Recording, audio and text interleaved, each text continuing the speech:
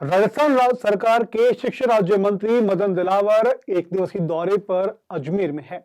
वे रीट परीक्षा को लेकर के माध्यमिक शिक्षा बोर्ड सभागार में शिक्षा विभाग और बोर्ड के अधिकारियों के साथ बैठक करेंगे। इससे पहले एक निजी चैनल में विशेष बातचीत में उन्होंने राष्ट्रीय शिक्षा नीति 2020 के तहत स्थानीय भाषाओं में शिक्षा के महत्व पर चर्चा की।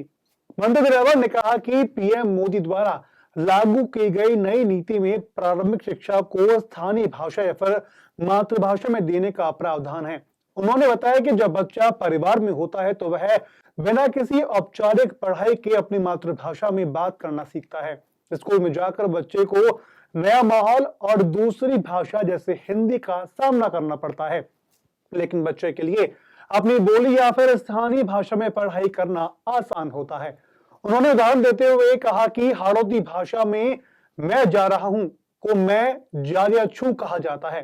मंत्री ने स्थानीय भाषाओं में पढ़ाई के फायदे बताते हुए कहा कि बच्चा अपनी घरेलू भाषा जल्दी सीखता है। उन्होंने महाभारत के अभिमन्यु का उदाहरण देकर कहा कि उन्होंने अपनी मां के गर्भ में ही बहुत कुछ सीख लिया था। राजस्थान में विभिन्न इलाकों में अलग अलग बोलियां बोली जाती हैं, जैसे मारवाड़ में मारवाड़ी, मेवाड़ में मेवाड़ी, शेखावाटी में शेखावाटी और जयपुर व आसपास के इलाकों में ढूंढाड़ी। मंत्री दिलावर ने यह भी जानकारी दी कि वर्तमान में सिरोही और डूंगरपुर जिलों में एक मल्टी लैंग्वेज प्रोग्राम चलाया जा रहा है।